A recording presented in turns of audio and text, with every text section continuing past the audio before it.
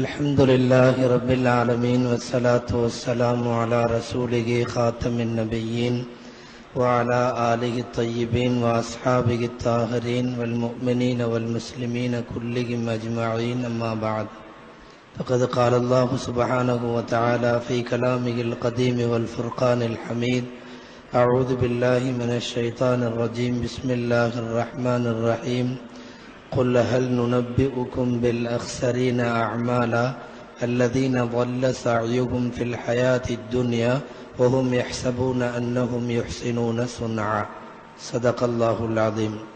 وقال رسول الله صلى الله عليه وسلم عليكم بسنتي وسنة الخلفاء الراشدين المهديين تمسكوا بها وعضوا عليها بالنواجذ أو كما قال صلى الله عليه وسلم. எல்லா புகழும் அல்லாஹு ஜல்ல ஷானுஹு தஆலா ஒருவனுக்கே உரித்தாக. அருமை நாயகம் முஹம்மதுர் ரசூலுல்லாஹ் ஸல்லல்லாஹு அலைஹி வஸல்லம் அவர்கள் மீதும் அவர்களின் சத்திய நெறியை பின்பற்றி வாழ்ந்த சஹாபாக்கள், தாபீன்கள், தபா தாபீன்கள், அக்தாபுகள், அவுலியாக்கள், சுவதாக்கள், சாலிகின்கள், பெரியோர்கள், நல்லோர்கள் நம் அனைவர் மீதும் அல்லாஹுவின் அன்பும் அருளும் என்றென்றும் நிறைவாக உண்டாவதாக. ஆமீன்.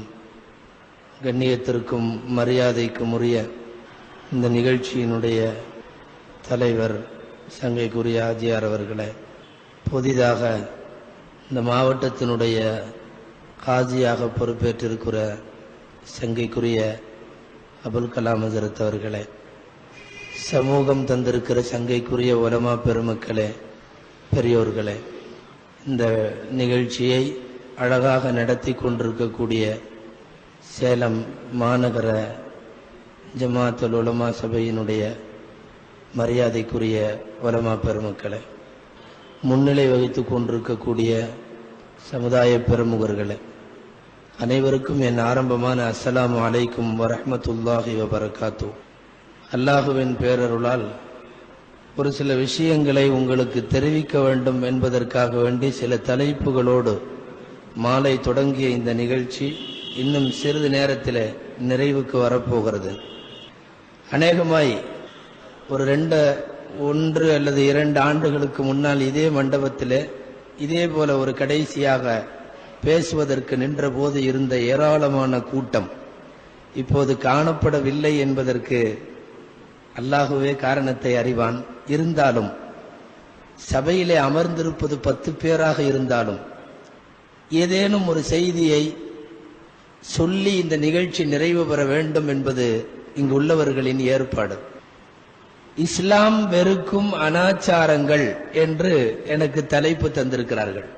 உலமாக்களை தவிர இங்க இருக்கிற கூட்டத்தை பார்க்கிற போது நான் சேலத்தில் பேசுகிறேனா அல்லது பல்லவட்டியில் பேசுகிறேனா என்று தெரியாத ஒரு சூழ்நிலை இங்கே நிலவுகிறது.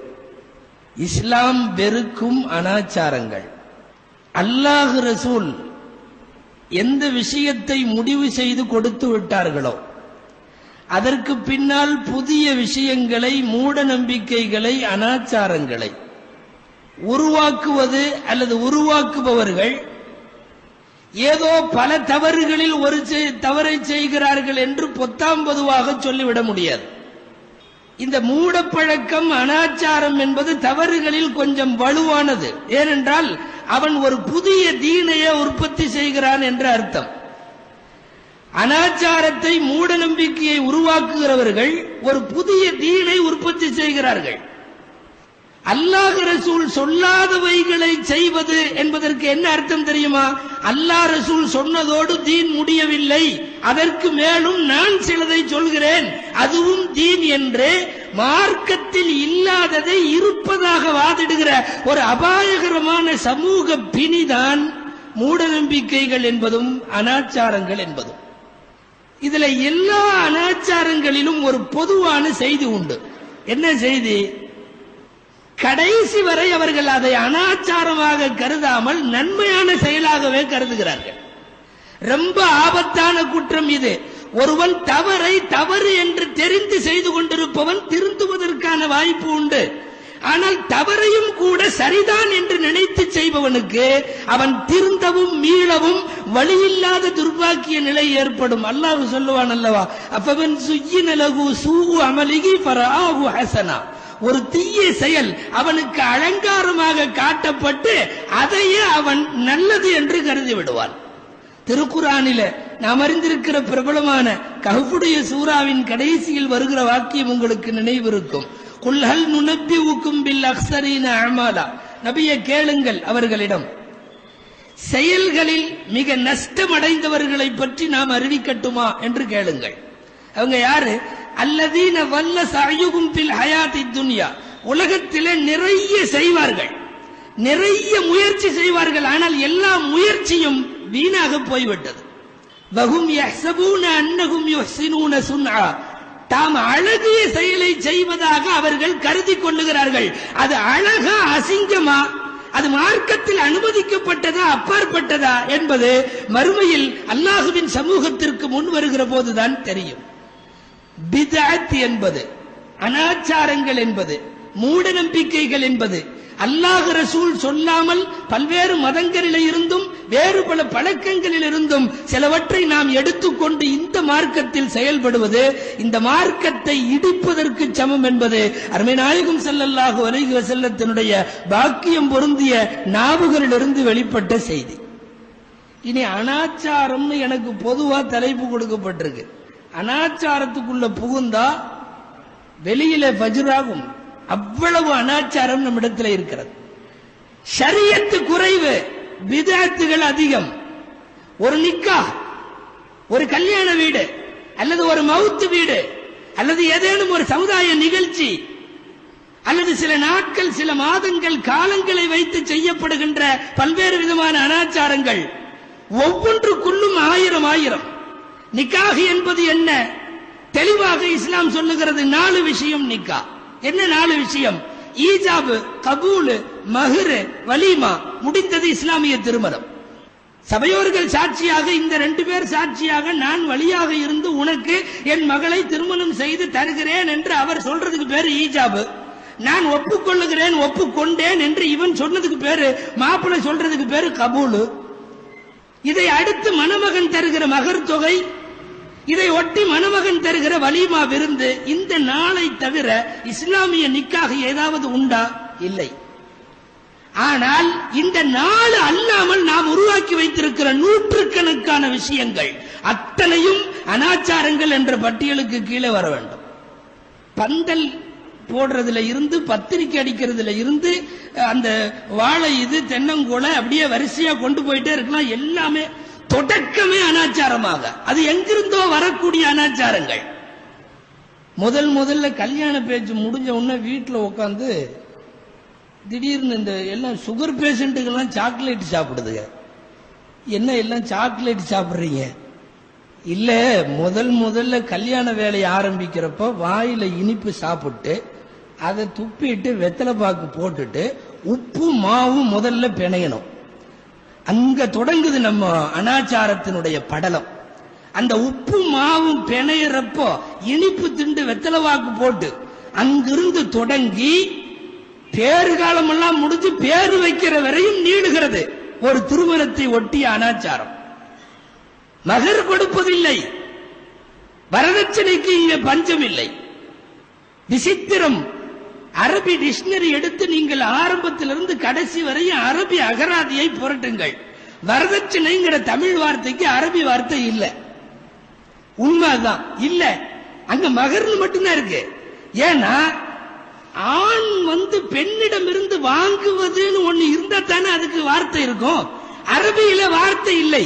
வேணா சுத்தி வளைச்சு சொல்லலாம், ஒரு பெண்ணுக்கு கணவனாக இருப்பவன் தருவானே அந்த தொகை அப்படின்னு காதை சுத்தி தொடறது. நேரடியாக சீர் என்பதற்கு வார்த்தை இருக்கிறது. நிக்காஹ் என்கிறோமே, மகர் என்கிறோமே, வலீமா என்கிறோமே, அதுபோல வரதட்சணை வார்த்தை அரபியில இல்லை. ஏன்னா அது இங்கே உருவாக்கப்படுகிறது, எங்கிருந்தோ காப்பி அடிக்கப்படுகிறது. இஸ்லாத்திலே இருக்கிற அறிவார்ந்த விஷயங்களை எல்லாம் அடுத்த சமுதாயத்தவர்கள் எடுத்துக்கொண்டு இன்றைக்கு செயலாற்றுகிறார்கள். ஒரு கத்னா பண்ணுவதோ அல்லது ரமலானுடைய காலத்தில் நோன்பு நோட்பதோ இஸ்லாம் அல்லாதவர்கள் இங்கிருந்து எடுத்துக்கொண்டிருக்கிற போது நாம அங்கிருந்து அவர்களே எப்போது ஒழியும் என்று நினைக்கிற சாக்கடை விஷயங்களை இங்கே கொண்டு வந்து விட்டிருக்கிறோம். அந்த அடிப்படையில் வந்ததுதான் திருமணமும் திருமணத்தை ஒட்டிய வலிமாக்களும். ஏது இங்க வரதட்சணைக்கு வேலை?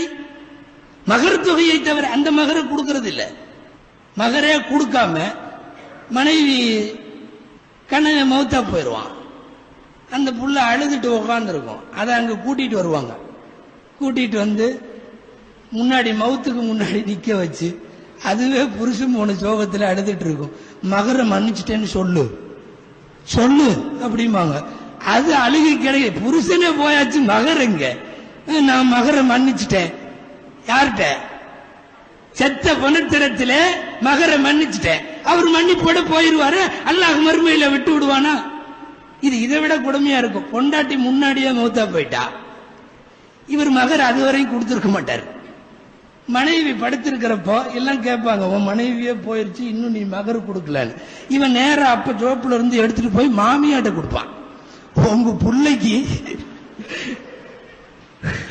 உங்க புள்ளைக்கு நான் மகர் கொடுக்கல, அது பார்க்கும். என் புருஷன் கூட எனக்கு கொடுக்காத மகரை என் மருமகன் நீ தர்றைய, இதென்ன அன்பளிப்பா?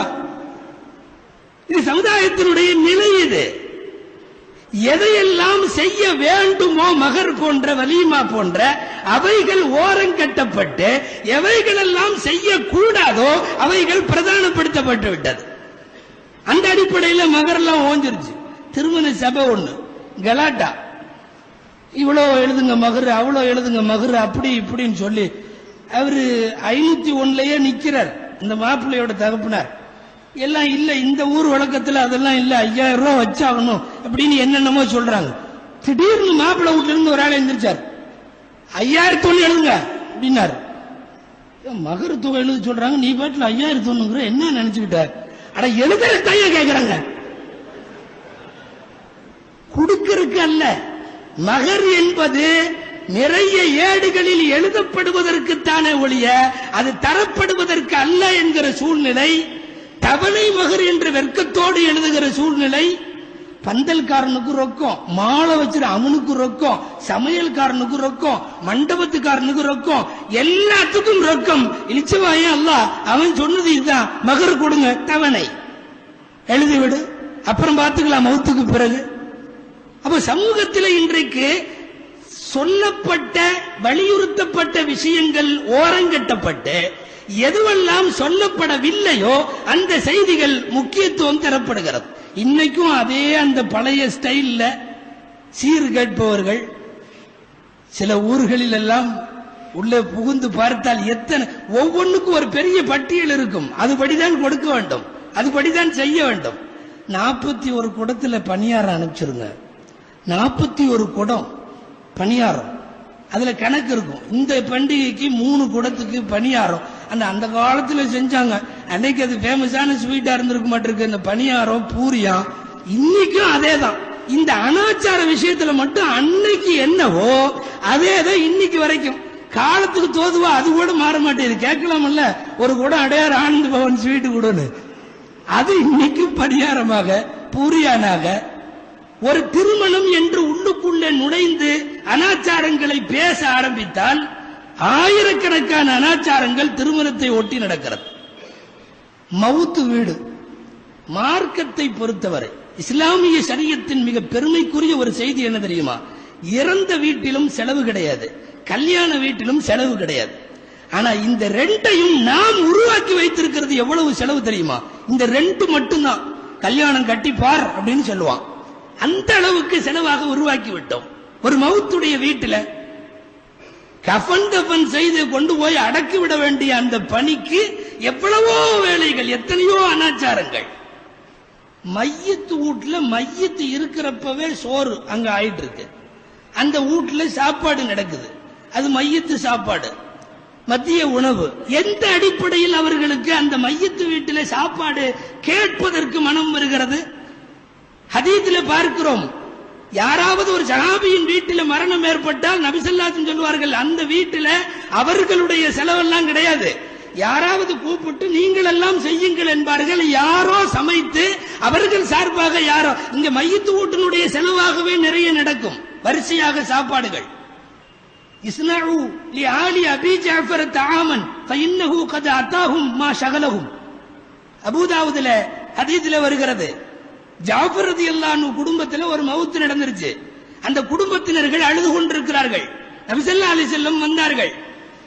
மற்ற சஹாபாக்களை சில பேர்த்த கூப்பிட்டு, ஜாஃபர் ரலியல்லாஹு அன்ஹுடைய குடும்பத்தாருக்காக வேண்டி நீங்க எல்லாம் சேர்ந்து சாப்பாடு ஆக்கி கொண்டு போய் மௌத்தான வீட்டில இருக்கிற சாப்பிடாமல் இருக்கிற அந்த குடும்பத்தை சார்ந்தவங்களுக்கு கூட, ஊர் தாவத் அல்ல, வந்திருக்கிறவர்களுக்கு எல்லாம் அல்ல, அவரவர்கள் மையத்து வீட்டிற்கு வருகிற போது தானாக பார்த்துக் கொள்ள வேண்டுமே தவிர அங்கே எப்பொழுது பந்தி வைப்பார்கள் என்று பார்க்க கூடாது.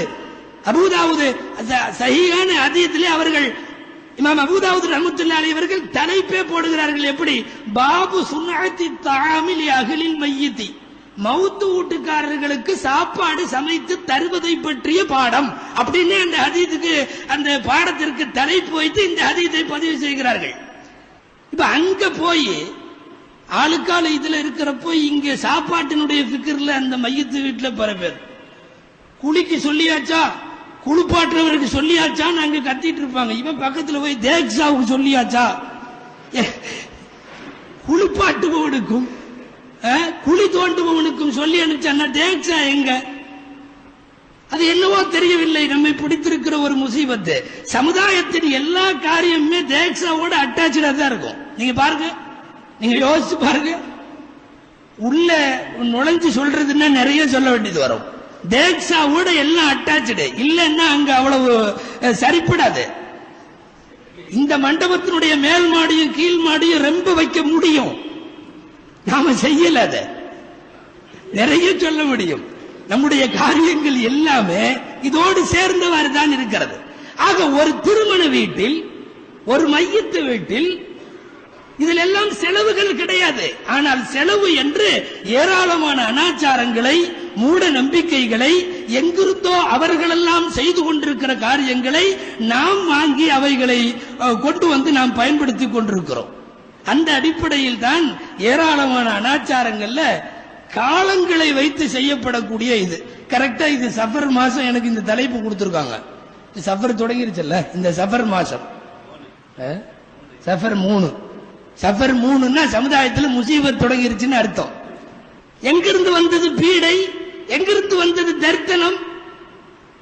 எல்லா நாளும் நல்ல நாளே அன்றைய சுபுகு தொழுதவனுக்கு, அதுதானே ஸல்லல்லாஹு அலைஹி வஸல்லம் பாடம். சுபுகு தொழாத நாள் வெள்ளிக்கிழமையாக இருந்தாலும் அது அவனுக்கு முசீபத்து பிடித்த நாள் தானே. காலத்தை வைத்து யசுப்புனி இப்னு ஆதம் யசுப்பு தஹரவான தஹரு, ஆதமுடைய மகன் என்னை திட்டுகிறான் என்று அல்லாஹ் சொல்லுகிறான். விளக்கம் நபி ஸல்லல்லாஹு அலைஹி வஸல்லம் சொல்லுகிறார்கள், யசுப்பு தஹரவான தஹரு, ஆதமுடைய மகன் காலத்தை திட்டுகிறான், நானே காலமாக இருக்கிறேன். காலத்தை படைத்தவன் அவன், கிழமைகளை உருவாக்கியவன் அவன், 7 கிழமை அவன், 12 மாதம் அவன். இண்டல்லாஹி 12 ஷஹரா, 12 மாதம் அவன் உருவாக்கியதை பீடை என்று நீ ஒதுக்குவதாக இருந்தால், அவனை மீறி ஒரு காரியத்திற்கு, ஒரு போருக்கு ஆயத்தமாகுவதுதான் காலத்தை திட்டுவதும் காலத்தை மையமாக வைத்து பீடை என்பதும்.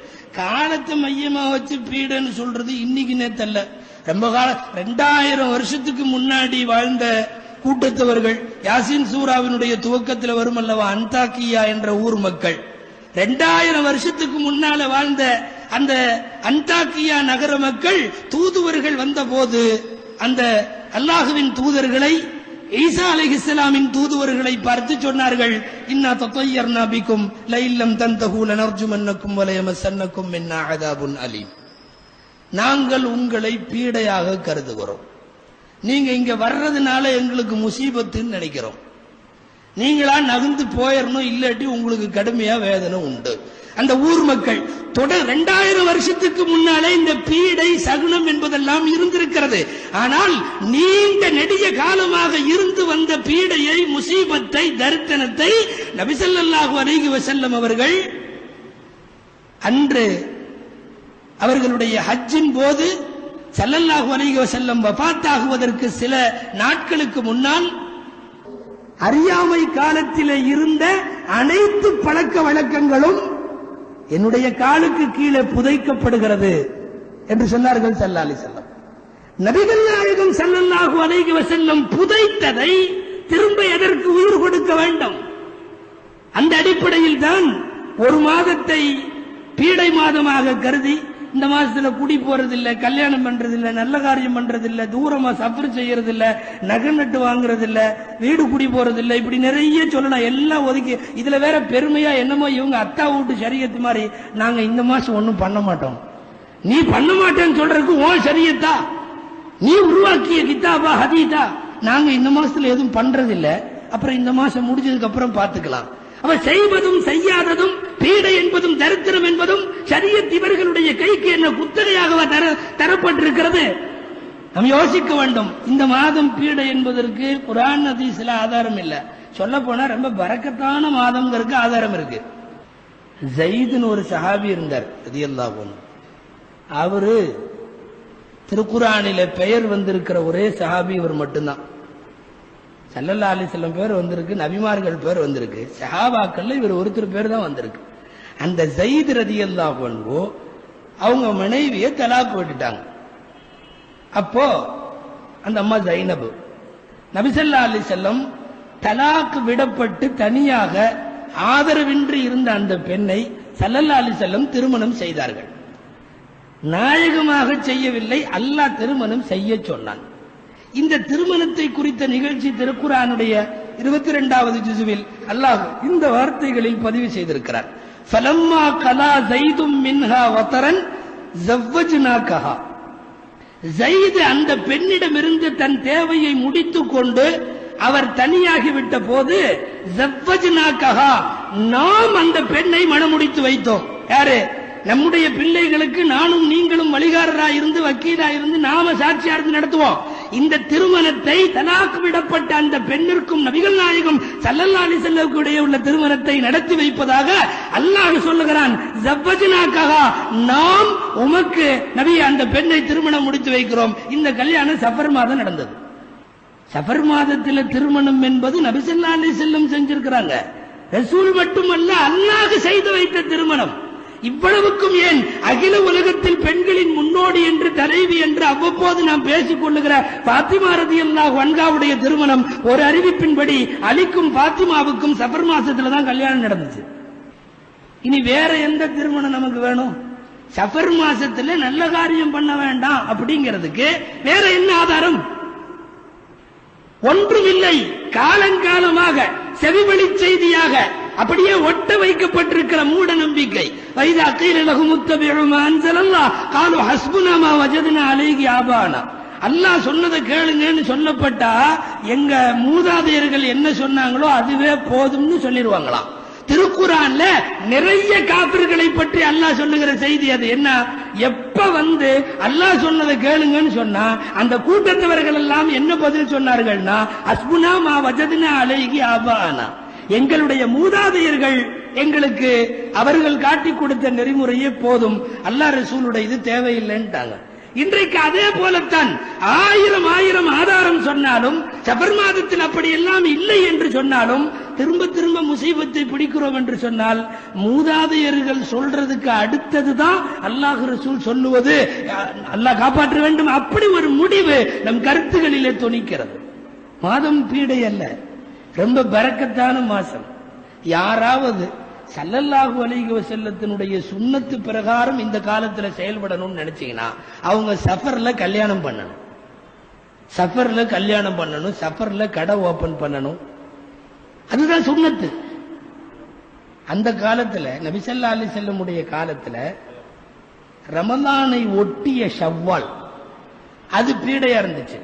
இன்னைக்கு நம்ம சஃபர் மாதிரி, அன்னைக்கு அங்க ஷவ்வால் பீடை. ஷவ்வால்ல குடி போக மாட்டாங்க, ரம்ஜானை ஒட்டிய மாதம்.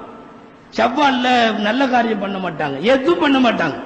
ஸல்லல்லாஹு அலைஹி வஸல்லம் அவர்கள் மணமுடித்த மனைவியர்களில் கன்னி பெண்ணாக எல்லா விதத்திலும் தேர்ச்சி பெற்றவர்களாக இருந்த அன்னை ஆயிஷாவை நபி ஸல்லல்லாஹு அலைஹி வஸல்லம் மணமுடிப்பது என்ற முடிவுக்கு வருகிற போது அறிவித்தார்கள், ஷவ்வாலிலே திருமணம். ஊரே வியந்தது.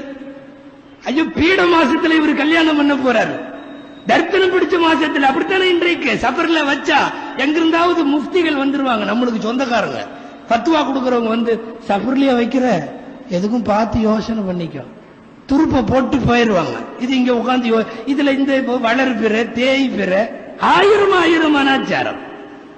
அப்போ நபி ஸல்லல்லாஹு அலைஹி வஸல்லம் அறிவித்தார்கள், ஷவ்வாலில் எனக்கும் ஆயிஷாவுக்கும் திருமணம். ஊரே வேறு மாதிரியாக பார்த்தது. நபி ஸல்லல்லாஹு அலைஹி வஸல்லம் துணிந்து செய்தார்கள், ஷவ்வாலிலே திருமணம். ஆயிஷா ரலியல்லாஹு அன்ஹாவுடைய வார்த்தைகளில் சொல்லுவதானால் அவர்களே சொல்லுகிறார்கள், நக்கஹனி ரசூலுல்லாஹி ஸல்லல்லாஹு அலைஹி வஸல்லம் ஃபீ ஷவ்வால் வ பனாபி ஃபீ ஷவ்வால் ஃபஅய்யு நிசாஇன் இன்தஹு அஹ்லா மின்னி. நபி ஸல்லல்லாஹு அலைஹி வஸல்லம் என்னை ஷவ்வாலில் தான் திருமணம் செய்தார்கள்.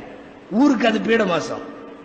நபி ஸல்லல்லாஹு அலைஹி வஸல்லம் திருமணம் செய்து கொஞ்ச ஆண்டுகள் கழித்து நானும் நபி ஸல்லல்லாஹு அலைஹி வஸல்லமும் தாம்பத்திய வாழ்க்கை துவக்கியதும் ஷவ்வால் மாதத்திலே தான் துவக்கினோம். அது ஊருக்கு பீட மாசம். அப்ப ஊர் பீடை மாதம் என்று சொன்ன ஒரு நாளில் திருமணம் செய்து அப்பவே தாம்பத்தியம் நடத்தி எல்லாமே அந்த ஷவ்வாலிலேயே நடைபெற்றது. நிகழ்ச்சியின் அந்த ஹதீஸின் இறுதியில் நபி ஸல்லல்லாஹு அலைஹி வஸல்லம் கேட்கிறார்கள், நபி ஸல்லல்லாஹு அலைஹி வஸல்லத்தினுடைய மனைவிமார்களில் எந்த மனைவி என்னை போல பாக்கியம் பெற்ற மனைவி? என்ன ஆயிஷா ரலியல்லாஹு அன்ஹா ஊர் உலகம் பீடை மாதம் என்று சொன்ன மாதத்தில் திருமணம் செய்த காரணத்தால் அவர்கள் அடைந்த சிறப்புகள் ஏராளம் ஏராளம். ஆயிஷா ரலியல்லாஹு அன்ஹாவின் சிறப்புகள், ஒரு பெண் பத்தினி பெண் என்று சுமார் 14 வசனங்கள் திருக்குரானிலே ஒரு தனிப்பட்ட பெண்ணினுடைய கற்பை பற்றியும் அப்பெண்ணினுடைய பத்திரித்தனத்தை பற்றியும் குரான் பேசுகிறது என்றால் அது ஆயிஷாவை பற்றித்தான். சூரத்து நூரிலே அன்னை ஆயிஷா ரலியல்லாஹு அன்ஹா மிகச்சிறந்த பெண், அந்த பெண் பத்தினி என்று கூறி ஏராளமான வசனங்கள் அல்லாஹ் இறக்கி தந்தார். ஆயிஷா ரலியல்லாஹு அன்ஹா அடைந்த பாக்கியம் கொஞ்ச நெஞ்சம் அல்ல. பீடை மாதத்திலே என்று மக்கள் ஒதுக்கி வைத்த மாதத்தில் திருமணம் செஞ்சதுனால எந்த வகையில குறைஞ்சு போயிட்டாங்க ஆயிஷா ரலியல்லாஹு அன்ஹா? நபி ஸல்லல்லாஹு அலைஹி வஸல்லம் வஃபாத் ஆகிற போது 18 வயசு. ஸல்லல்லாஹு அலைஹி வஸல்லம் வஃபாத்துக்கு பின்னாடி 48 வயசு வாழ்ந்தார்கள். நமக்கெல்லாம் சின்ன வயசு ஆயிஷா ரலியல்லாஹு அன்ஹாவை பற்றி தான் தெரியும். மூதாட்டியான ஆயிஷாவை பற்றி கேள்விப்பட்டிருக்கிறீர்களா? ரசூல் ஸல்லல்லாஹு அலைஹி வஸல்லத்துக்கு பின்னாடி 48 வருஷம். ஆயிஷா ரலியல்லாஹு அன்ஹா வஃபாத் ஆகிற போது அவர்களின் வயது 73. முழுக்க முழுக்க நிறைத்து போன மூதாட்டியாக இருக்கிற அன்னை ஆயிஷாவிடம் இருந்துதான் இந்த உம்மத்திற்கு ஏராளமான செய்திகள் கிடைத்தது. 73 வயதிலே அன்னை ஆயிஷா ரலியல்லாஹு அன்ஹா வஃபாத் ஆனார்கள். நபி ஸல்லல்லாஹு அலைஹி வஸல்லம் மௌத்தா போனதுக்கு அப்புறம் 48 வருஷம் ஹதீஸுடைய பாடம் நடத்தினார்கள். திரைச்சீலைக்கு பின்னாலே அவர்களிடத்தில் ஓதி அமர்ந்து பாடம் படித்த தாபிஈன்கள் மிகப்பெரியவர்களாக ஆனார்கள். புகாரியின் விரிவுரையில் அல்லாமா இப்னு ஹஜர் ரஹ்மத்துல்லாஹி அலைஹி எழுதுகிறார்கள், இமாம் முஜாஹித், இமாம் மஸ்ரூக் போன்ற திருக்குர்ஆனுடைய விரிவுரையாளர்களில் முக்கியமாக கருதப்படுகிற ஹஜ்ரத் இக்ரிமா ரலியல்லாஹு அன்ஹு இத்தனை பேருக்கும் ஹதீஸ்களை பற்றிய முழு அறிவையும் கொடுத்தது நிச்சயமாக ஒரே ஒரு பெண்மணி அன்னை ஆயிஷா ரலியல்லாஹு அன்ஹா. இன்னைக்கு அவர்கள் தான் நமக்கு திருக்குர்ஆன் விரிவுரையாளர்கள். ஏதாவது ஆயத்தா இக்ரிமா என்ன சொல்லுகிறார்கள், ஹஜ்ரத் முஜாஹித் என்ன சொல்லுகிறார்கள் என்றெல்லாம் தேடுகிறோம். அந்த திருக்குர்ஆன் விரிவுரையாளர்களுக்கு ஒரு ஸ்கிரீனுக்கு பின்னாலே பாடம் நடத்தியது அன்னை ஆயிஷா ரலியல்லாஹு அன்ஹா. எந்த வகையிலும் மற்ற எல்லா மனைவிமார்களையும் விட அவர்கள் குறைந்தவர்கள் அல்ல, நிறைவு பெற்றவர்கள். அவர்கள் கேட்கிறார்கள், பீடை மாதம் என்று நீங்கள் சொன்ன மாதத்தில் திருமணம் செய்ததால் எனக்கு என்ன குறை வந்தது? ஃபஅய்யு நிசாஇன் அஹ்லா இன்தஹு மின்னி, என்னை விட பாக்கியம் பெற்றவர்கள் யார்? 2210 ஹதீஸ்கள் இந்த உம்மத்திற்கு அன்னை ஆயிஷா அறிவித்திருக்கிறார்கள். ஒரு 4 நாள் ஆயிஷா ரலியல்லாஹு அன்ஹாவுடைய பேர் வராம தரிச ஹதீஸ் பாடம் நடத்த முடியாது. 2210 ஹதீஸ்கள் அவ்வளவும் அறிவித்து கொடுப்பார்கள். அல்லாமா ஹசன் பஸ்ரி ரஹ்மத்துல்லாஹி அலைஹி உள்ளிட்ட மூத்த தாபிஈன்களுடைய காலத்தில் இருந்தவர்கள் எழுதி தருகிறார்கள், இந்த உம்மத்திற்கு கிடைத்திருக்கிற ஷரியத்தினுடைய சட்டங்களில் 3இல் 1 பகுதி ஆயிஷா ரலியல்லாஹு அன்ஹாவுடைய. நம்முடைய ஃபிக்ஹ் என்று சொல்லுகிறோமே மார்க்க சட்டங்கள், ஃபிக்ஹினுடைய 3இல் 1 பகுதிக்கு சொந்தம் யார் தெரியுமா? அன்னை ஆயிஷா ரலியல்லாஹு அன்ஹா. அவர்களின் ஹதீஸ்களை வைத்துத்தான் இவ்வளவு ஃபிக்ஹுகளும் நமக்கு கிடைத்திருக்கிறது. சாதாரணமானவர்கள் அல்ல. அன்னை ஆயிஷா ரலியல்லாஹு அன்ஹா ஹாஃபிலத்துன் நஸப், அதாவது இன்றைய பாணியில சொன்னால் வரலாற்று ஆய்வாளர். பொதுவாகவே சஹாபாக்களுக்கு மத்தியில் அந்த குலங்கள், கோத்திரங்கள், வம்சங்கள் இது அத்தனையும் அப்படியே மனப்பாடமா அத்துப்படியா இருந்தது அபூபக்கர் ரலியல்லாஹு அன்ஹு தான். அபூபக்கர் ரலியல்லாஹு அன்ஹுடைய வஃபாத்துக்கு பின்னாடி அத்தனையும் மனப்பாடம் அன்னை ஆயிஷா ரலியல்லாஹு அன்ஹாவுக்கு. அதனால் தான் சஹாபாக்களில் முஅர்ரிக் என்று சொல்லக்கூடிய வரலாற்று ஆய்வாளர் என்று பார்த்தால் அது நிச்சயமாக ஆயிஷா ரலியல்லாஹு அன்ஹாவுக்கு தான் அந்த இடத்தை வைத்திருக்கிறார்கள். நான் ஆயிஷாவை பேச ரலியல்லாஹு அன்ஹா அவர்களை பற்றி, அந்த அம்மையாரை பற்றி பேசுவதென்றால் நீண்டு போகும் அவர்களுடைய வரலாறு. அப்ப ஊர் பீடை மாதம் என்று சொன்ன நாளில் அவர்கள் திருமணம் செய்ததால் எந்த வகையிலும் அவர்கள் குறைவை பார்த்ததில்லை. அவர்கள் வாழ்க்கையில் எல்லாமே நிறை, எல்லாமே நிறை. அவர்களை விட சிறந்த, அவர்களை விட அதிகமாக ஹதீஸ்களை அறிவித்த அபூ ஹுரைரா ரலியல்லாஹு அன்ஹு அவர்கள் வந்து ஆயிஷா ரலியல்லாஹு அன்ஹாவுக்கு தொலை வைத்ததாக ஒரு குறிப்பு கிடைக்கிறது. அதற்கு அடுத்து இந்த உம்மத்திலேயே அதிகமான ஹதீஸ்கள் 2210 ஹதீஸ்கள். ஒரு தயம்மம் போன்ற சட்டங்கள் வருவதற்கு காரணமாக இருந்தவர்கள் அன்னை ஆயிஷா ரலியல்லாஹு அன்ஹா. எல்லா உணவுகளையும் விட திக்கிடின்னு சொல்றோமே, திக்கிடி சில ஊர்ல தக்கிடி, நபி ஸல்லல்லாஹு அலைஹி வஸல்லம் சொன்னார்கள் அந்த உணவுக்கு எல்லா உணவை விட என்ன மேன்மையோ அதுபோல அனைத்து பெண்களை விட ஆயிஷா ரலியல்லாஹு அன்ஹா மேலானவர்கள் என்று சொன்னார்கள் நபி ஸல்லல்லாஹு அலைஹி வஸல்லம். ஃபதுலு ஆயிஷா அலா சாயிரின் நிசாஇ கஃபதுலி தரீதி அலா சாயிரி தஆமி. நபி ஸல்லல்லாஹு அலைஹி வஸல்லமுடைய அந்த சத்திய நாவுகளிலிருந்து இந்த பெண்மணிக்கு வந்த வாழ்த்து செய்திகள் ஆயிரம் ஆயிரம். அவ்வளவு பெரிய ஆற்றல் மிக்கவர்கள் ஆயிஷா ரலியல்லாஹு அன்ஹா அவர்கள். தபகாத்திலே அல்லாமா இப்னு சஅத் ரலியல்லாஹு அன்ஹு ரஹ்மத்துல்லாஹி அலைஹி அவர்கள் எழுதி தருகிறார்கள், அல்லாஹ் சலாம் சொல்லி அனுப்பிய பாக்கியம் சில பெண்களுக்கு கிடைத்தது. அதில் தனியிடம் ஆயிஷாவிற்கு உண்டு. ஒன்றுக்கும் மேற்பட்ட முறைகள் அல்லாஹ்விடமிருந்து சலாமை வாங்கினார்கள். இதே சலாம் ஹதீஜா ரலியல்லாஹு அன்ஹா போன்ற பெண்களுக்கும் கிடைத்திருக்கிறது. இப்னு சஅத் சொல்லுகிறார்கள், சலாமில் வேண்டுமானால் ஆயிஷாவோடு வேறு பெண்கள் கூட்டாகலாம், ஆனால் மடியில் படுத்திருக்கிற போது ஸல்லல்லாஹு அலைஹி வஸல்லத்துக்கு வஹி இறங்கியது என்பது ஆயிஷாவுக்கு மட்டும்தான் சொந்தம். இந்த உம்மத்தில் வேற எந்த பெண்ணிற்கும் நபி ஸல்லல்லாஹு அலைஹி வஸல்லம் மடியில படுத்திருக்கிற போது வஹி வந்தது என்பது ஆயிஷா ரலியல்லாஹு அன்ஹா அவர்களுக்கு மாத்திரமே சொந்தம். இப்படி வழி நெடுக்க வரலாறு முழுக்க ஏராளமான செய்திகளுக்கு, சிறப்புகளுக்கு சொந்தக்கார அன்னை ஆயிஷா ரலியல்லாஹு அன்ஹா ஸல்லல்லாஹு அலைஹி வஸல்லம் உடைய ஒரே கன்னி பெண்ணான மனைவி. அவர்கள் வஃபாத்தாகுவதற்கு சில நாட்களுக்கு முன்னாலே எல்லா மனைவியர்களையும் கூப்பிட்டு, நான் ஆயிஷாவின் வீட்டிலே தங்கிக் கொள்ள உங்களிடத்தில் அனுமதி கோருகிறேன் என்று கேட்டு நபி ஸல்லல்லாஹு அலைஹி வஸல்லம் ஆயிஷா ரலியல்லாஹு அன்ஹா வீட்டிலே போய்தான் கடைசி நாட்களிலே தங்கி இருந்து அவர்களுடைய பராமரிப்பிலேயே இருந்து அவர்கள் வஃபாத்தாகிற தேதி வருகிற போது எதேச்சையாக ஒரு நாளைக்கு ஒரு மனைவிக்கு ஒரு நாள் என்ற அடிப்படையிலே பங்கு பிரிக்கப்பட்ட நாயகம் ஸல்லல்லாஹு அலைஹி வஸல்லத்தினுடைய நாட்குறிப்பேட்டில் வர்ணிக்கிற அன்று ஆயிஷாவின் தினமாக அமையப்பெற்றது. அல்லாஹ்வினுடைய அருளது அந்த தினமாகவே அமையப்பெற்றது. ஆயிஷா ரலியல்லாஹு அன்ஹாவுடைய தினத்தில் அவர்களின் வீட்டில் அவர்களின் மடியில் அவர்களின் தினத்தில் வஃபாத்தானது மட்டுமல்ல, அவர்களின் வீட்டிலேயே அடக்கப்பட்டிருக்கிறார்கள். இன்றைக்கும் ஸல்லல்லாஹு அலைஹி வஸல்லம் துயில் கொள்ளுவது அன்னை ஆயிஷாவோடு ஸல்லல்லாஹு அலைஹி வஸல்லம் இல்லறம் நடத்திய அந்த இனிய வீடு.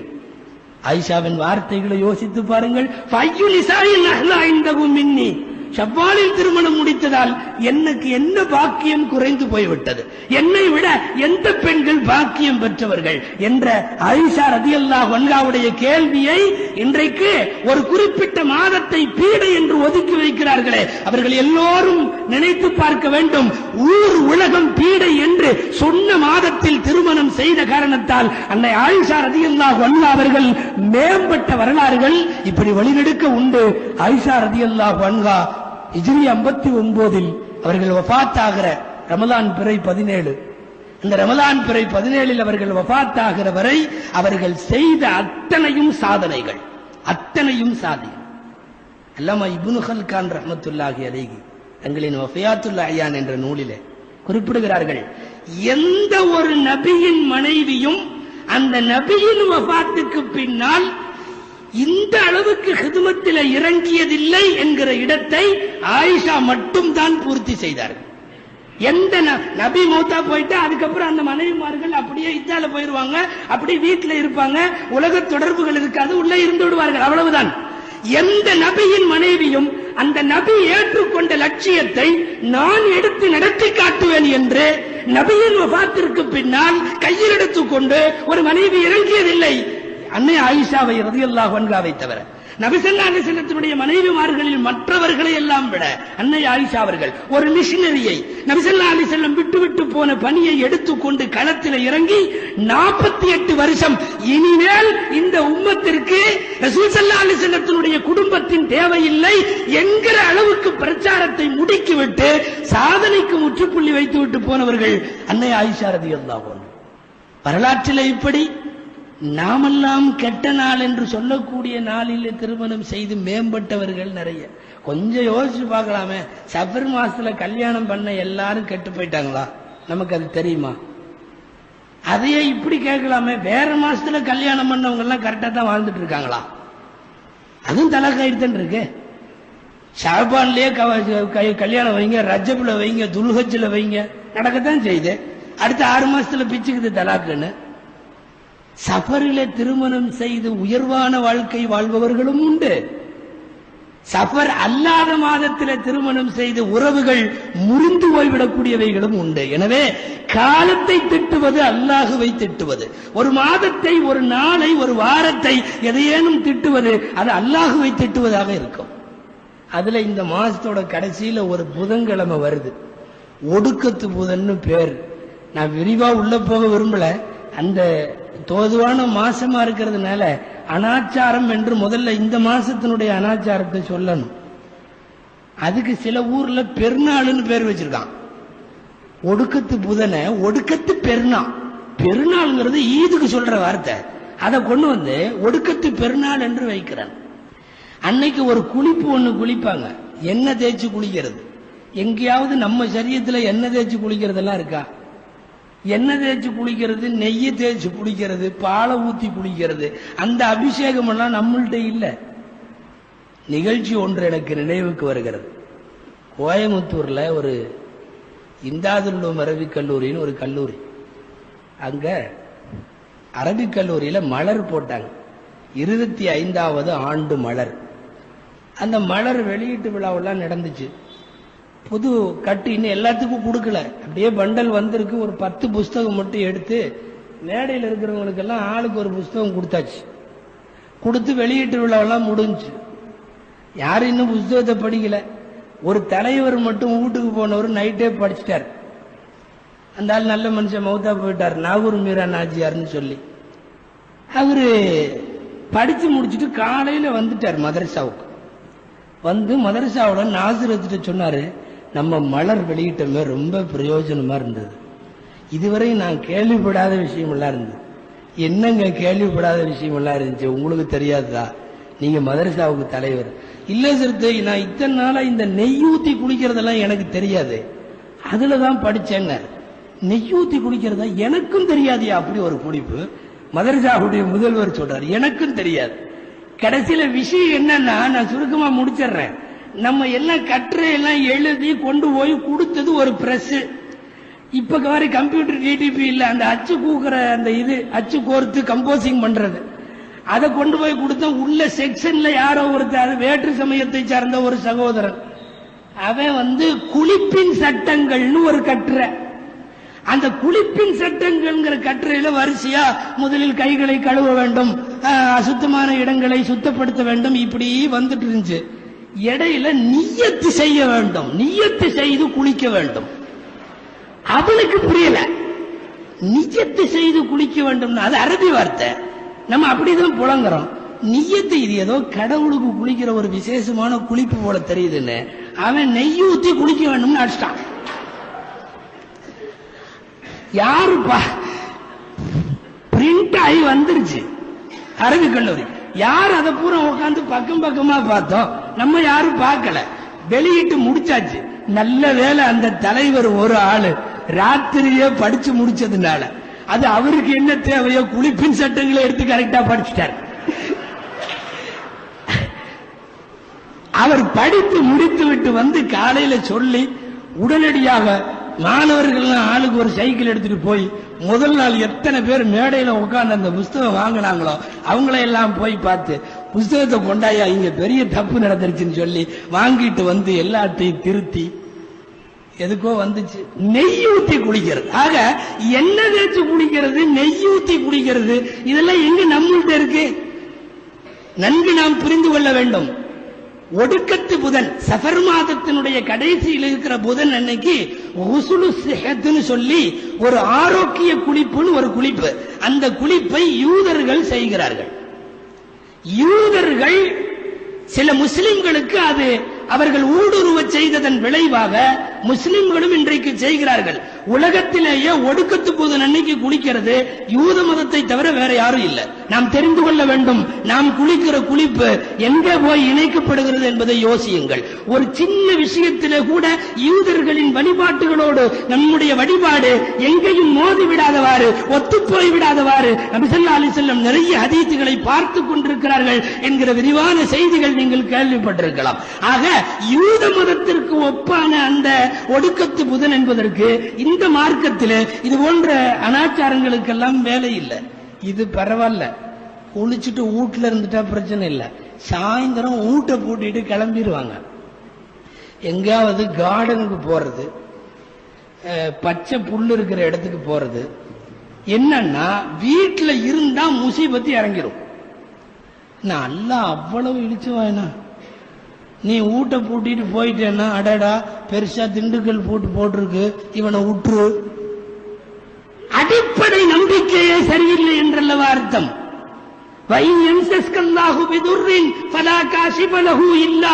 இறைவன் ஒரு தீங்கை நாடிவிட்டால் அந்த தீங்கை உங்களால் யார் நினைத்தாலும் தடுக்க முடியாது.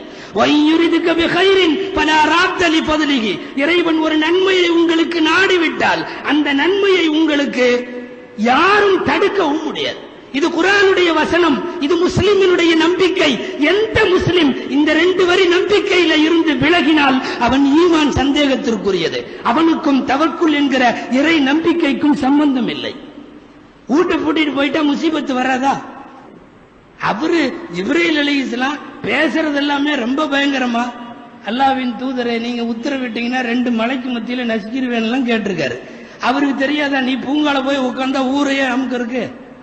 என்னமோ இவங்க பூட்டிட்டு போயிட்டா அவங்க வரமாட்டாங்களாம், வந்து பார்த்துட்டு ஆகா எல்லாமே குடும்பத்தோடு போயிட்டாங்கன்ட்டு அவங்க திரும்பி போயிடுவாங்களாம். இதுல இன்னொரு வேடிக்கை ஒண்ணு என்ன தெரியுமா? முசீபத்து அன்னைக்கு இறங்குதுன்னு சொன்னா என்ன பண்ணணும் தெரியுமா? வெளியே இருக்கிறவங்க எல்லாம் வீட்டுக்குள்ள வந்துடணும். அதான முறை. அட மழை பெய்யுது, மழை பெய்ஞ்சா என்ன பண்ணுவோம்? டக்குன்னு ஓடி வந்து உள்ள பூந்துருவோம். இவனுங்க மழை பெய்யுதுன்ட்டு வெளியே வந்து நிக்கிறானோ பூரா. முசீபத்து இறங்குறப்ப நீ போய் வெட்ட வெளி மைதானத்தில் பூரா உன் தலையில தானே இறங்கும். அதனால வெளியே போறவங்கள்ட்ட இனிமேல் ஒடுக்கத்து போது இன்னைக்கு முசீபத்து இறங்குதான்னு கேட்டாங்கன்னா ஆமான்றணும். பூரா முசீபத்து இறங்குது, ஆனா வெளியே இருந்தேன்னா தொலைஞ்ச. அன்னைக்கு சாயந்தரம் வீட்டுல இருந்தா தான் நீ தப்பிக்க முடியும். என்னென்ன அனாச்சாரங்கள் இந்த மாதத்தை ஒட்டி மட்டுமல்ல, சமுதாயத்தில் நான் சொன்னது போல திருமணமோ மௌத்தோ இன்னும் பிற ஆயிரம் விஷயங்கள், எல்லா விஷயங்களிலும் ஒரு சுன்னத் இருக்குமானால் குறைந்தபட்சம் ஒரு 10-15 பிதஅத்துகளை, அனாச்சாரத்தை நாம் அதோடு சேர்த்து உருவாக்கி விடுகிறோம். நபி ஸல்லல்லாஹு அலைஹி வஸல்லம் சொன்னார்கள், தொற்று நோய் இல்லை, ஜோதிடம் சகுனம் இல்லை, சஃபர் மாசம் பீடை என்பது இல்லை, ஆந்தை சகுனம் இல்லை, லா சஃபர வலா ஹாம்மத. புகாரியின் இந்த ஹதீஸிற்கு விளக்க உரை வருகிறது. அல்லாமா ஐனி ரஹ்மத்துல்லாஹி அலைஹி அவர்கள் எழுதுகிறார்கள், அன்னல் அரப கத் இஅதகது பி அன்ன இஸாமல் மய்யித் யன்கலிபு ஹாம்மத்தன். மையத்தான மௌத்தா போன எலும்புகள்லாம் இருக்கு, அந்த எலும்புகள்லாம் தான் ஆந்தையா மாறுதான். அதனால ஆந்தை யார் வீட்டுக்கு முன்னாடி கத்துச்சுன்னா மவுத்தோட எலும்பு தானே ஆந்தையா இருக்கு, அதனால அந்த வீட்டுக்கும் மவுத்து வரும்னு அர்த்தம். ஆந்த சத்தத்தை கருதி கொண்டிருந்தார்கள். அப்படி இல்லை என்றார்கள் நபி ஸல்லல்லாஹு அலைஹி வஸல்லம். சஃபர் மாதம் பீடை அல்ல என்று சொன்னார்கள் நபி ஸல்லல்லாஹு அலைஹி வஸல்லம். ஜோதிடம் பார்க்காதே என்று சொன்னார்கள் ஸல்லல்லாஹு அலைஹி வஸல்லம். நீங்க எல்லாத்திலையும் ஜோதிடம், ஜாதகம், பெயர் ஜோதிடம், அது ஒரு ஆண்டவனே, அதுக்குள்ள போன ரொம்ப நேரம் ஆகும். பெயரியல் பேராசான்னு வச்சுக்கிட்டு அவனுக்கு பண்ற கூத்து, நல்லா இருக்கிற பேரை பூரா மாத்தி, அது ஒரு ஜோதிடம் தனியாக நடக்கிறது. எங்கிருந்து வந்தது சகுனமும் ஜாதகமும்? மன் ரத்தத்துஹு தைரத்து அன் ஹாஜத்திஹி ஃபகத் அஷ்ரக. யாரையாவது தன் தேவையை நிறைவேற்ற போகிற ஒருவரை ஜோதிடம் போகாதவாறு தடுத்து நிறுத்துமானால் அவர் முஷ்ரிக் ஆகிவிட்டார் என்றார்கள் ஸல்லல்லாஹு அலைஹி வஸல்லம். ஒரு காரியத்தை செய்ய போறப்ப ஜோசியத்தை பார்த்து அதனால செய்யாம ஒருத்தன் நிறுத்திட்டான்னா அவன் முஷ்ரிக் ஆகிவிட்டான். காலுவமா கஃபாரத்துஹா யா ரசூலல்லாஹ், முஷ்ரிக் ஆயிட்டமா? அப்ப ஜோதிடம் பார்த்து இப்படி ஏதாவது எங்களுக்கு நடந்திருந்தா எங்களுக்கு அப்ப அதுக்கு என்ன கஃபாரா? நாங்க அதுக்கு என்ன செய்யணும்? நாங்க திரும்ப முஸ்லிம் ஆகணுமே, அதுக்கு என்ன செய்யறது? கஃபாரத்துஹா ஐயகூல அல்லாஹும்ம லா கைர இல்லா கைருக வலா தொய்ர இல்லா தொய்ருக. யா அல்லாஹ், நீ கொடுத்தது மட்டும்தான் நல்லது, வேற எதுவும் நல்லது இல்ல. யா அல்லாஹ், நீ கொடுத்த சகுனம் மட்டும்தான் நல்ல சகுனம், வேற எந்த சகுனமும் ஜோதிடமும் உலகத்துல இல்ல அப்படின்னு ஒருத்தர் சொல்லட்டும். அதுதான் அவனுக்கு குற்றத்திற்கு பரிகாரம். ஷிர்க் என்ற வார்த்தையை நபி ஸல்லல்லாஹு அலைஹி வஸல்லம் உபயோகித்தார்கள். தன்னுடைய மனைவியை பிந்துவாரத்தின் வழியாக புணர்ந்தவனும் ஜோதிடனிடத்திலே குறி கேட்பதற்காக வேண்டி வந்து அமர்ந்தவனும் ஃபகத் கஃபர பிமா உன்சில அலா முஹம்மதின் ஸல்லல்லாஹு அலைஹி வஸல்லத்தின் மீது இறக்கி வைக்கப்பட்ட வேதத்தை விட்டும் அவர்கள் காஃபிராகி விட்டார்கள். எவ்வளவு பெரிய குற்றமாக! ஃபகத் கஃபர பிமா உன்சில அலா முஹம்மதின், ரசூல் ஸல்லல்லாஹு அலைஹி வஸல்லத்துக்கு இறக்கி வைக்கப்பட்ட குர்ஆனை அவர்கள் மறுத்து விட்டார்கள். யாரு? ஜோதிடத்திற்கு குறி கேட்க வந்தவனும் தன் மனைவியை மார்க்கம் தடுத்திருக்கிற வழிகளிலே புனைந்தவனும். மிக கடுமையான அந்த வார்த்தைகள் இன்றைக்கு இருக்கிற சகுனத்தை, ஜோதிடத்தை, ஜாதகத்தை சாதாரணமாக நினைக்கக்கூடிய மக்களுக்கு புரிய வைக்க வேண்டிய கடமை சமுதாயத்தில் குறிப்பாக ஆண்களுக்கு உண்டு. பறவை, நபி ஸல்லல்லாஹு அலைஹி வஸல்லம் ஒரு அழகான ஹதீஸ் ஒன்னு சொல்லுவாங்க, நீங்க கொஞ்சம் கவனிக்கணும். அந்த பக்கம் இந்த பக்கம் லேசா திரும்புறாங்க. நான் இப்ப முடிச்சிட போறேன், முடிவுக்கு என் உரை வந்து விட்டது. ஒரு ஹதீஸ் சொன்னாங்க, லவன்னக்கும் தத்தவக்கலூன அலல்லாஹி ஹக்க தவக்குலிஹி லருஸிக்தும் கமா துர்ஸகு தைரு தகுது ஹிமாசன் வ தரூஹு பிதானன்.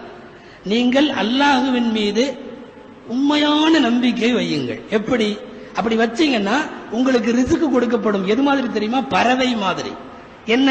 பறவை காலையில எழுந்து கையில எதுவும் இல்லாமல் வயிறு காலியாக போகிறது.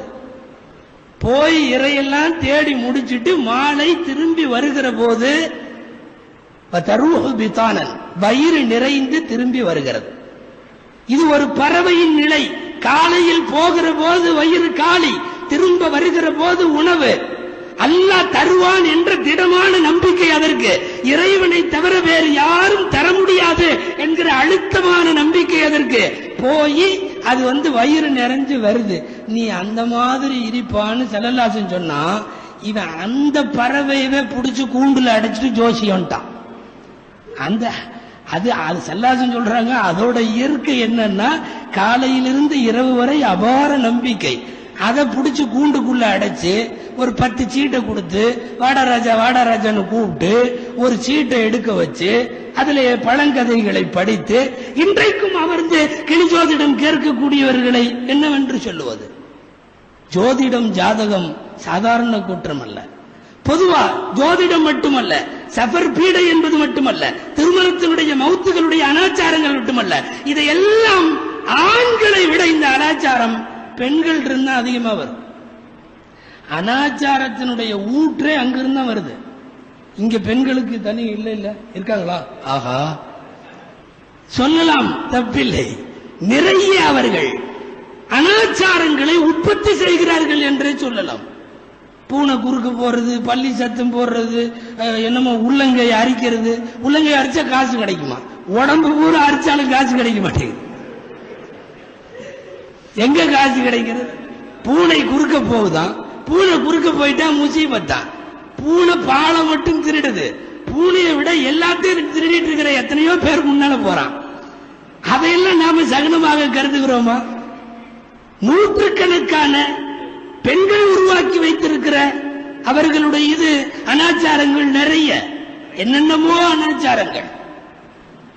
மார்க்கத்தில் அறிவார்ந்த கேள்விகளே கேட்க மாட்டாங்க.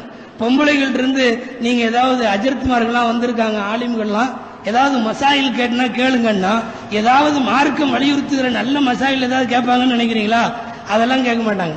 ஹஜ்ரத் அஸ்ஸலாமு அலைக்கும், நாங்க 5 வயசுல எங்க பையனுக்கு அவன் உயரத்துக்கு ரொட்டி சுட்டு கொடுக்கறதுன்னு நேர்ச்சி பண்ணியிருந்தோம். அப்ப செய்ய முடியாம போயிருச்சு. இப்ப அவன் 10 வயசு ஆயிட்டான். அவனுக்கு அந்த உயரத்துல கொடுக்கணுமா இல்ல இப்ப இருக்கிற உயரத்துல கொடுக்கணுமா? இல்ல, நான் ஒரு சாம்பிளுக்கு சொல்றேன். இந்த மாதிரி கேள்விகள் தான் அங்கிருந்து வருகிறது. அவர்களுக்கு தேவையான சட்டங்கள் எத்தனையோ அதெல்லாம் கேட்கல. இதுக்கு எந்த கிதாபை பார்த்து பதில் சொல்றது? அந்த உயரமா இல்ல 5 வயசோட உயரமா? முதல்ல இந்த உயரம் வரை ரொட்டிங்கிறது எங்கிருந்து வருது? நூற்றுக்கணக்கான அனாச்சாரங்களின் உருவகங்கள் அங்க அவங்கள்ட்ட.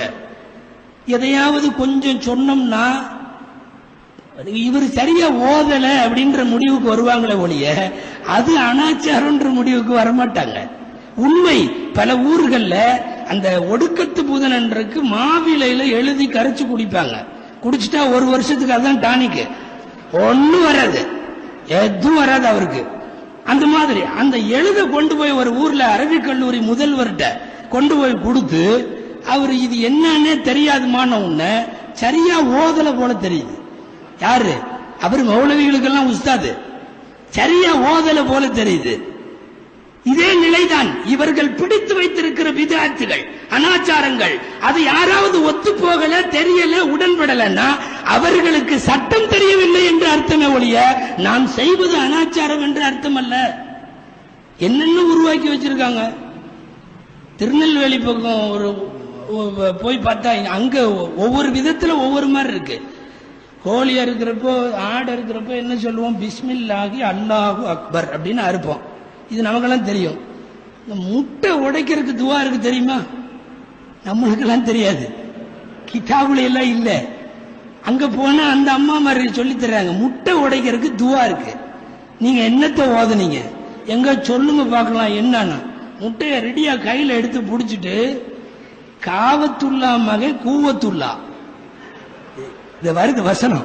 முட்டையை கையில வச்சுட்டு காவத்துல்லா மகன் கூவத்துல்லா, புடிக்கிறதுக்கு கழுத்து இல்ல, அறுக்கிறதுக்கு கத்தி இல்ல, பிஸ்மில்லாஹி அல்லாஹு அக்பர், டக்குன்னு உடைச்சு ஊத்திர வேண்டியது. என்னங்க, கூவத்துல்லா மகன் காவத்துல்லா, புடிக்கிறதுக்கு கழுத்து இல்ல, அறுக்கிறதுக்கு கத்தி இல்ல, பிஸ்மில்லாஹி அல்லாஹு அக்பர். இந்த துவாவை எந்த காசியாவது சொல்லிட முடியுமா? இல்ல எந்த ஆளும் கிதாபுல பாத்திர முடியுமா? இது எங்கிருந்தோ வருகிறது, அப்படியே வரிசையா வருது. இதனுடைய தொடரை போய் பிடிப்பது பெரிய சிரமம். முஹத்திஸீன்களுடைய தொடரை கூட பிடித்து விடலாம். எங்கிருந்தோ அப்படியே வருகிறது. அப்ப நிறைய அனாச்சாரங்களினுடைய துவக்க மையங்களாக அவர்கள் தான் இருக்கிறார்கள். அங்க முதலில் அனாச்சாரத்தை ஒரு சீர்திருத்தத்திற்கு கொண்டு வராத வரையிலும் அனாச்சாரத்தை நாம் முற்றிலுமாக ஒழித்து விடவே முடியாது. ஏராளமான அனாச்சாரங்களுக்கு மர்கஸ் என்றால் அங்கிருந்து தான் வருகிறது. எத்தனை எத்தனை நெகம் வெட்டினால் நெகத்தை நாம என்ன பண்ணுவோம்? ஏதாவது ஒரு குழியை தோண்டி புதைச்சிருவோம். ஹதீஸ்கள் அப்படி இருக்கிறது. ஸல்லல்லாஹு அலைஹி வஸல்லம் நகங்களை இப்படி கண்ட இடத்துல போடக்கூடாதுன்னு இருக்கு. அதை அசுத்தமான காலத்தில் நகங்கள் வெட்டாமல் இருக்க வேண்டும். குறிப்பாக குளிப்பு கிழமையாக இருக்கிற போது நகங்கள் வெட்டாமல் இருக்க வேண்டும். சுத்தமாக இருக்கிற போது தான் வெட்டணும். இதெல்லாம் இருக்கு. நம்ம பொம்பளைங்க நகத்தை வெட்டி இந்த ஹதீஸ் அளவுக்கு செய்யறாங்க, குழி தோண்டி புதைக்கிறாங்க. ஆனா அதுல கொஞ்சம் நிறைய சேர்ந்துரும். அப்படி ஒரு பெரிய பில்டப். நகத்தை கையில எடுத்துட்டு போய் நம்ம ஊர் பக்கம் பொம்பளைகள்கிட்ட போனா கையில பிடிச்சிட்டு அது வசனம் பேசுது. சிப்பி முத்து செவரி முத்து நாயகத்தை கண்டியா, ஒம்பேரு நெகம் எம்பேரு ஐசாமா, நாளைக்கு மகசர்ல உனக்கும் எனக்கும் சம்பந்தம் இல்ல, இவ்வளவு சொல்லி ஒரு குழியை தோண்டி புதைக்கிறாங்க. இதை எந்த கிதாபுல போய் பாக்குறது? சிப்பி முத்து செவரி முத்து நாயகத்தை கண்டியா, நாயகத்துக்கு சலாம் சொல்லி விடுது. யார்கிட்ட? நகத்துட்ட. சங்க இலக்கியங்கள்ல எல்லாம் மான் விடு தூது, மயில் விடு தூதுமா. இது நகம் விடு தூது, நகம் விடு தூது எடுத்துட்டு நாயகத்துக்கு சொல்லி அனுப்பிச்சுட்டு, ஒம்பேர் நெகம் எம்பேர் ஐசாமா, நாளை மகசர்ல உனக்கும் எனக்கும் சம்பந்தம் இல்ல, நீ தயவு செய்து அல்லாட்ட என்னை போட்டு கொடுத்துறாதுன்னு அர்த்தம். இது நிறைய இப்படி மசாயில்கள் அங்க தோன்றனா வந்துகிட்டே இருக்கும் பெண்கள்கிட்ட. நாம் கேள்விப்படாதது, எந்த உலமாக்களும் கேள்விப்படாதது, எந்த கிதாபுகளிலும் இல்லாதது. அப்போ அனாச்சாரங்கள் அங்கே சீர்திருத்தப்படாத வரை நாம பொதுவா அனாச்சாரங்களை ஒழித்து விடலாம் என்று நினைப்பது முடியாது. பெண்களை முதலில் இதுதான் மார்க்கம், இந்த கோட்டிற்கு மேல் போவதற்கு உனக்கு அனுமதி இல்லை என்ற ஒரு வரையறைக்குள் பெண்களை கொண்டு வந்து விட்டால் நிச்சயமாக இந்த அனாச்சாரங்களை நாம் ஒரு கட்டுப்படுத்தி விட முடியும். அதோடு ஆண்கள்கிட்ட உள்ள பெரிய அனாச்சாரம் இருக்குல்ல, ஜோசியம், ஜாதகம், பேர் பொருத்தம் பார்க்கிறது. இப்ப இதுதான் அதிகமா பார்க்கிறான். பேர் ஒண்ணு இல்ல, பேர் அப்படி இருக்கும். அவன்கிட்ட போய் பெயரியல் பேராசான், அவன் நியூமராலஜி, அவன்கிட்ட போய் உட்கார்ந்து என்ன பண்ணலான்னு அவர் சொல்லுவார், இந்த அப்துல் காதர்னு எழுதுறீல்ல, அந்த DH போடாத, அப்துல் அப்படின்னு போடு, DUL போடு, ஒரு H தூக்கு, இந்த ஏவை இப்படி போடு, அந்த எல்ல அப்படி போடு, என்னென்னமோ சொல்லிடுவார். இவர் அப்படி செஞ்சுட்டாருன்னா இவர் வாழ்க்கை மேல போயிருமா. ருக்கு, சுஜூது, தொழுக, வணக்கம், இபாதத்து, கலா, கதிர் அதெல்லாம் இல்ல. இதெல்லாம் செஞ்சுட்டா இவர் வாழ்க்கை மேல போயிரும். ஸ்பெல்லிங்க போய் மாத்திட்டு வர்றாங்க. எனக்கு நினைவு இருக்கிறது, ஒரு ஆள் என்கிட்ட வந்து கேட்டார், அதற்கு நவ் ஃபுல் அப்படின்னு பேர் வைக்கலான்னார். நவ் ஃபுல் அப்படின்னார். இல்ல அப்படி இல்ல, நவ் ஃபுல்லுன்னு எல்லாம் வைக்க கூடாது, பேர் இல்ல. இல்ல நான் கன்சல்ட் பண்ணிட்டேன் ஒரு நியூமராலஜிட்ட, அதுக்கு பேர் கன்சல்டா, முசீபத்து. நான் கன்சல்ட் பண்ணிட்டேன், அவர் வந்து ஃபுல்லுன்னு முடிகிற மாதிரி பேர் சொல்றார். ஃபுல்லுன்னு முடியணும் அந்த மாதிரி சொல்லுங்க. நான் யோசிச்சு பார்த்து அதான் நானும் சொல்றேன், நவ் ஃபுல்னு வைக்கலாம்னு நினைக்கிறேங்க. சேர்த்து வைக்கலாமா? நவ் ஃபுல்லுன்னு எல்லாம் பேர் இல்லப்பா. அப்பனா வேற ஏதாவது ஃபுல்லுன்னு முடிகிற மாதிரி சொல்லுங்கன்ட்டு நிக்கிறான். அது ஏன் ஃபுல்லுன்னு முடிகிற மாதிரி நிக்கிற? இல்ல ஃபுல்லுன்னு வச்சா தான் இவன் வாழ்க்கை சரியா வருமா? இனி ஃபுல்லுன்னு வைக்கிறதுன்னா டாஸ்மாக்னு பேர் வைக்க வேண்டியதான்.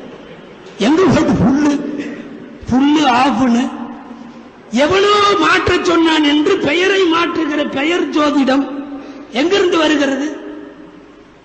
கிரிக்கெட்ல ஒரு ஆள் இருந்தான், கிரிக்கெட்ல ஒரு வீரன், ஒரு செய்தி தான், ஸ்ரீகாந்த் ஒருத்தன் ரொம்ப நாளா சரியாவே விளையாடுறது இல்லையா. அவன் என்ன பண்ண, கொஞ்ச நாளைக்கு முன்னாடி அவன் போய் ஏதோ ஒரு நியூமராலஜிஸ்ட உட்காந்து என் பேருக்கு ஏதாவது ஒரு நல்ல ஏதாவது சொல்லுங்க. அவன் என்னென்னமோ பண்ணி ஸ்ரீகாந்த் இருந்ததை ஜிய தூக்கி விட்டு கே போட்டு ஸ்ரீகாந்த்னு போட்டு அப்புறம் வேற என்னமோ மாத்த சொல்லி எல்லாம் மாத்துறாங்க. இனிமேல் இவர் 4-6 பூந்து விளையாடுவாருன்னு பார்த்தா பேரை மாத்தி 15 நாள்ல டீம் அவுட்டே தூக்கிட்டானுங்க. அன்னைக்கு போனவன் தான் இன்னும் திரும்பி வரல, டீம் அவுட்டே தூக்கியாச்சு. ஒரு பெயரை மாற்றுவது எப்படி வாழ்க்கையை மாற்றும்? பேரை மாத்தி வைக்கிறவனை கூப்பிட்டு உட்கார வச்சு அன்னைக்கு பேட்டி கண்டாங்க சென்னையில ஒரு நிகழ்ச்சியில. நீங்க என்ன எல்லா இடத்துக்கும் பேரை மாத்தி வச்சா சரியா போயிருங்கிறீங்க, குற்றம் எல்லாம் குறையிறதுக்கு பேரை மாத்தி வச்சா குறையும். அப்ப அந்த நிருபர் கேட்டாரு, சிறைச்சாலையில பூரா குற்றவாளிகள் தான் இருக்காங்க, அவங்களை எல்லாம் என்ன பண்ணலாம்னா, அவன் தைரியமா சொல்றான், மத்திய சிறைச்சாலைங்கிற பேர்ல கொஞ்சம் மாற்றம் செஞ்சா திருத்திடுவாங்கிறான். எங்க போய் சொல்றது? மத்திய சிறைச்சாலைங்கிறத கொஞ்சம் மாத்தி வச்சா வேற மாதிரி ஆயிரும். நிறைய அனாச்சாரங்கள், அதுல ஆண்கள் பரப்பி விடுகிற அனாச்சாரங்கள் இதுவெல்லாம். அப்பப்போ சீசனுக்கு தகுந்த மாதிரி ஏதாவது அனாச்சாரம் வரும். இந்த பேப்பருக்கான ஒண்ணும் கிடைக்கலன்னா இலங்கை தமிழர்கள், காவிரி பிரச்சனை, இப்படி சில பேர்த்த வச்சிருப்பான் வரிசையா அப்பப்ப தூக்கி விடுறதுக்கு. அந்த மாதிரி நம்ம எதுவும் இல்லைன்னாலும் ஏதாவது ஒரு அனாச்சாரத்தை ஒரு சீசனா கொண்டு வந்து விட்டுருவோம். ஏதாவது ஒண்ணு திடீர்னு இப்ப ஒரு வாரத்துக்கு முன்னாடி செவ்வாய் கிரகத்துல பொம்பளை போற மாதிரி இருக்குன்ட்டான். செய்தி படிச்சிருப்பீங்கன்னு நினைக்கிறேன். செவ்வாய் கிரகத்துல காலையில சொன்னா பெண் நடக்கிற மாதிரின்னு, சாயந்தரம் மேரி அம்மான்னா. இது எங்கேயோ போயிருச்சு. அப்புறம் மறுநாள் ஏதோ விஞ்ஞான விளக்கம் கொடுத்து நல்ல வேலை தப்பிச்சது, இல்லாட்டி மேரி அம்மாவா இருந்தது மறுநாள் மாரியம்மாவா இருக்கும். எவ்வளவு நேரம் வேணும் அதுக்கு? ஏதாவது ஒன்று கிடைத்து விட்டால் அந்த செய்தியை ஊதி பெருசாக்குறது. திடீர்னு அப்பப்போ ஒரு சீசன் ஆரம்பிப்பானுங்க. ஒரு நோட்டீஸ் ஒண்ணு, மதீனா பள்ளியில் கண்ட உண்மை சம்பவம் பா. பாத்திருக்கீங்களா அந்த நோட்டீஸ? எல்லா ஊர்லயும் இருக்கு. மதீனா பள்ளியில் கண்ட உண்மை சம்பவம். ஷேக் முகமது என்பவர் மதீனாவிலே தூங்கிக் கொண்டிருந்தார். அப்போது நபிகள் நாயகம் கனவிலே தோன்றி உலகம் அழிய போகிறது என்று சொன்னார். சரி, ரைட்டு, சொல்லியிருக்கலாம், சொல்லாம இருக்கலாம், இருந்துட்டு போட்டோம், வேணாங்கள. அடுத்த பேரை ஆரம்பிப்பான் பாருங்க, ரொம்ப அதிர்ச்சி. இந்த நோட்டீஸை ஒருவர் 1000 காப்பி அச்சடித்து கொடுத்ததால் லாட்டரியில 1 லட்சம் விழுந்தது, எப்படியா உழுகும்? இப்ப ஸல்லல்லாஹு அலைஹி வஸல்லம் சொன்ன ஒரு செய்தியை சொல்றதுக்கு லாட்டரியில 1 லட்சம் உழுகுமா? இது கூட பரவாயில்ல. அடுத்த அதிர்ச்சி, இந்த நோட்டீஸை உதாசீனப்படுத்தி கிழித்து எரிந்த ஒருவர் கார் விபத்திலே அங்கேயே போய்விட்டார்மா. நம்மால் படிச்சுட்டு இருக்கிறவ கை நடுங்கும். இதை என்ன பண்றது? இப்ப இந்த நோட்டீஸை கீழே போட்டாலும் வம்பு, ஆயிரக்கணக்கில் அடிச்சு கொடுக்கலாம் முடியாது. சில பேர் விவரமா கொண்டு பள்ளியாசல வச்சுட்டு போயிருவான்.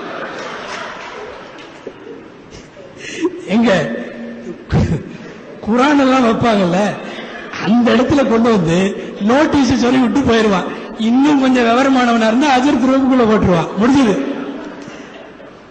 மதீனா பள்ளியில் நடந்த உண்மை சம்பவம் மாதிரி இதை கிழிச்சா உனக்கு ஏதாவது ஆயிரும்னா இவருக்கு ஆட்டம் வந்துடும். அல்லாஹ் நினைத்தாலே தவிர உனக்கு ஒன்னும் வரவும் முடியாது, உன்னை விட்டு போகவும் முடியாது. அபூ மஸ்ஊத் என்கிற சஹாபிக்கு நபி ஸல்லல்லாஹு அலைஹி வஸல்லம் சொன்ன அந்த செய்தியோடு நான் முடிக்கிறேன்.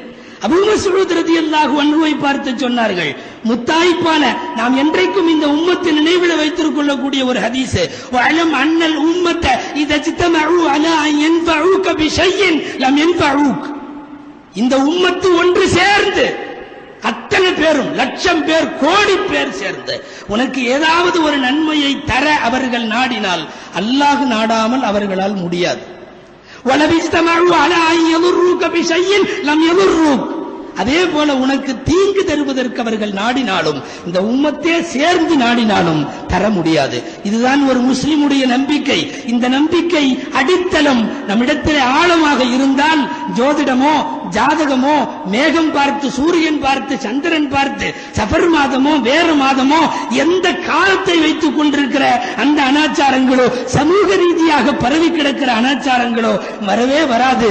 எல்லாம் வல்ல அல்லாஹு ஜல்ல சுப்ஹானஹு வ தஆலா மார்க்கம் எதுவரை நமக்கு கோடு போட்டு சட்டங்கள் என்று வகுத்து தந்திருக்கிறதோ அந்த சட்டங்களை மாத்திரம் பின்பற்றி அனாச்சாரங்களை அப்புறப்படுத்தி வாழுகிற நன்மக்களாக அல்லாஹ் நம் அனைவர்களையும் ஆக்கி அருள் புரிவானாக. ஆமீன் ஆமீன். இந்த வாய்ப்பு ஏற்பாடு செய்திருந்த சேலம் மாநகர ஜமாத் உலமா அவருக்கு மீண்டும் ஒரு முறை நன்றி கூறி விடைபெறுகிறேன். வாஹிரு தஅவானா அல்ஹம்துலில்லாஹி ரப்பில் ஆலமீன். அஸ்ஸலாமு அலைக்கும் வரஹ்மத்துல்லாஹி